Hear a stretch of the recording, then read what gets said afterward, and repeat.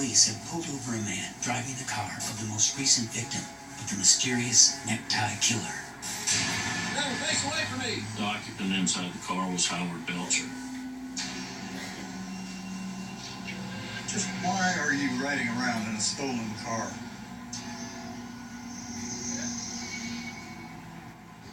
It ain't stolen. I borrowed it. It's my friend, Achilles. He said that his friend, Mr. McKinney, gave it to him, even though he couldn't even pronounce his first name, because the first name of our victim is Achilles, but Mr. Belcher kept on calling him Achilles. So obviously they're not really that close friends. Hey, look, man. Give him a call and ask him. He will back me up 100%.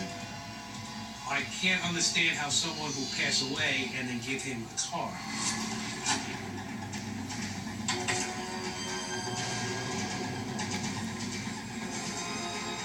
Captain Hunter.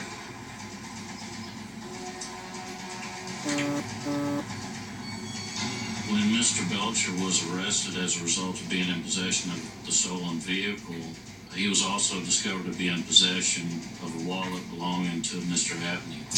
Where'd you get this? When you have one person who is suddenly connected to two separate deaths, that's a monumental shift in our investigation. Police arrest Belcher for driving the stolen car and having Abney's wallet, and then begin putting together their serial murder case.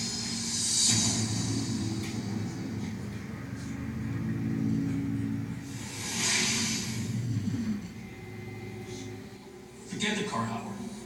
Howard Achilles ended up dead. My boy Tiante was there too. He's the one who did this, man. Not me. I was asleep.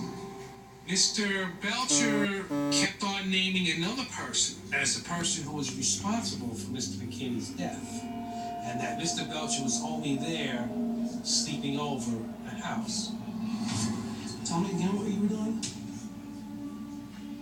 So, Keontae was... Keontae? I thought you said Tiante.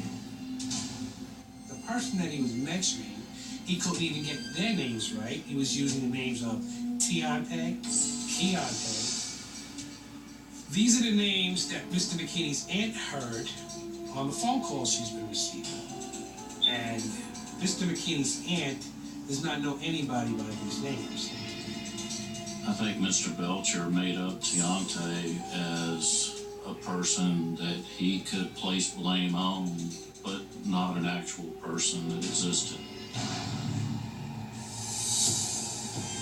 Belcher's lame denials melt away when investigators get DNA results back from the lab. They were able to get a DNA hit with the cigarette butts found in Mark's vehicle, and the DNA matched. And lab results also show that it was Howard Belcher's hair that was inside the shoes found near Matthew Abney's car. The discovery of DNA in the hairs belonging to Matthew Abney and Howard Belcher was a huge break in the case because we didn't have any laboratory or physical evidence at the time that would relate Howard Belcher to the Matthew Abney death. He was connected to multiple death investigations. All the other cases started to connect because of the similarities. Police build on their initial hunch that Belcher met all of his victims at the same bar. Visiting a gay bar in and of itself doesn't cause any concern. It's when you meet someone that you don't know and take them home that introduces a new element. Once he got his victims relaxed and in a vulnerable position, he would strangle them and take their wallets and cars. The missing credit cards, the missing vehicle, the gas burners being turned on the stove maybe to destroy evidence. He would meet innocent men, he would lure them home, and he would rob them. It was very methodical in each case, and each case had similarities that would not just coincidentally appear. He had no permanent residence, no real close link to his own family. They hadn't seen him.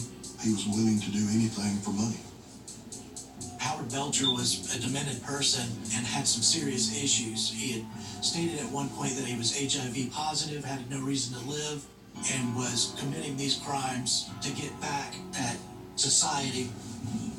It was certainly a sense of relief, both as a reporter and as a gay man, to know that the serial killer was at least stopped and that they could put an end to this kind of spree of killings. Belcher is convicted of 2 counts of murder, and at his sentencing, he is given an opportunity to speak. Do you have any objection, counsel? Why I got it all that quote? Give me the death. I'm sorry. I'm not that quote. Give me the death.